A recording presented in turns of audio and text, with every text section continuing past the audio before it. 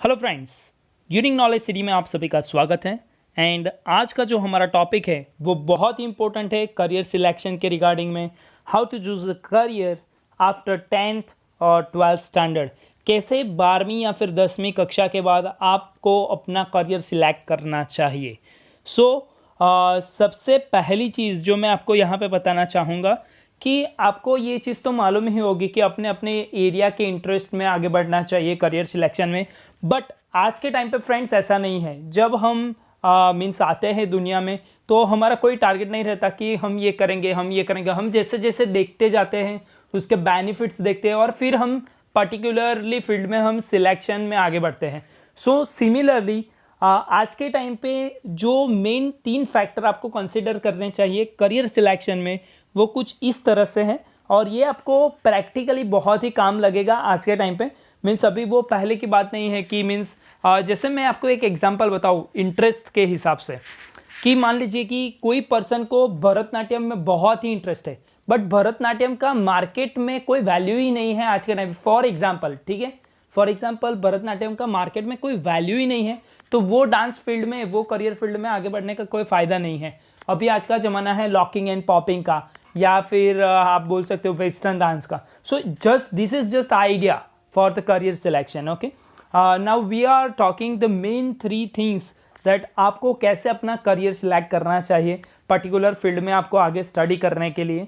सबसे पहली जो चीज़ मैटर करती है करियर सिलेक्शन में वो ये है कि आपको फ्यूचर रिक्वायरमेंट, जो भी आप फील्ड में आगे बढ़ना चाहते हो उसके फ्यूचर रिक्वायरमेंट चेक करो कि आने वाले टाइम पे आप जो करियर फील्ड में आगे बढ़ रहे हो वो फील्ड कितने हद तक डेवलप्ड है। और मान लीजिए कि आप सपोज बैचलर ग्रेजुएशन कर रहे हो अभी आफ्टर 12th स्टैंडर्ड, तो वो बैचलर ग्रेजुएशन का मिनिमम 3 to 4 ईयर्स आपको लगेगा। ठीक है, चाहे BC हो, BTech हो या फिर BCom हो तो उसको मिनिमम 3 से 4 साल लगेगा। तो आपको फोरकास्ट देखना है कि 3 साल के बाद या फिर 4 साल के बाद ये जो फील्ड है उसका रिक्वायरमेंट कितना रहेगा। ठीक है, सबसे पहली चीज़ check the future requirement of your career selection.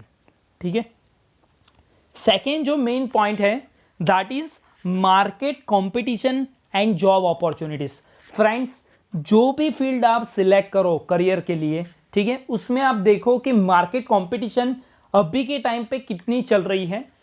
आने वाले 3 या फिर 4 साल के बाद ऑलमोस्ट कंपटीशन है वो बहुत ज़्यादा होगी फ्रेंड्स। जैसे अभी की बात की जाए तो आप देख सकते हो, फॉर एग्जांपल मैं एक फील्ड का एग्जांपल आपको दूंगा, ठीक है, डोंट टेक इन नेगेटिव वे।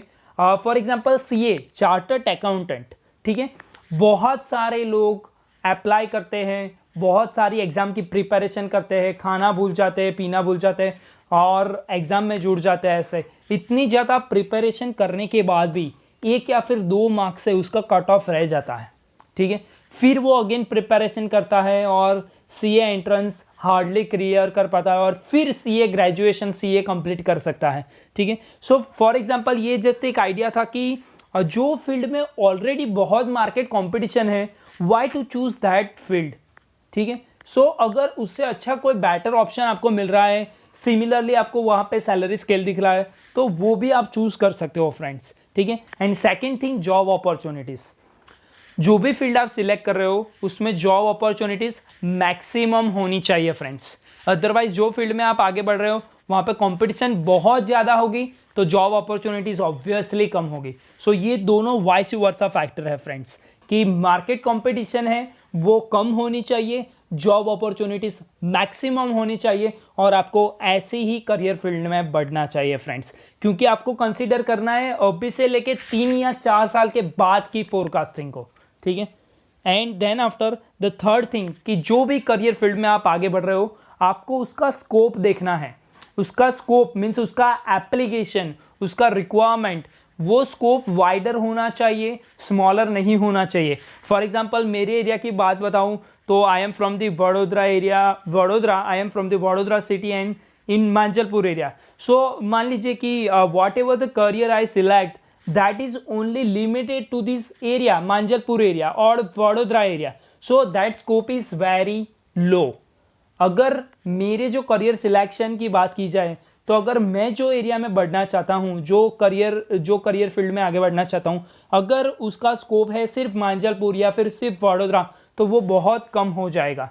सो मान लीजिए कि वो चीज़ जो मेरे करियर की चीज़ है वो अगर मार्केट में नहीं चलती बड़ौदा में या फिर मांजलपुर में, तो मीन्स मेरा चॉकअप हो जाएगा, मैं आगे नहीं बढ़ पाऊंगा फिर। तो ऐसी करियर फील्ड सिलेक्ट करो कि जिसकी requirement all over the world हो, हर एक जगह पे उसकी रिक्वायरमेंट होनी चाहिए फ्रेंड्स। सो ऐसी अगर करियर फील्ड आप सिलेक्ट करोगे तो मैं गारंटी के साथ बोल रहा हूं कि ये 3 फैक्टर को आप कंसीडर करके आप आगे बढ़ोगे, श्योरली आपको लाइफ में कभी भी अपने करियर सिलेक्शन में रिग्रेशन नहीं होगा फ्रेंड्स।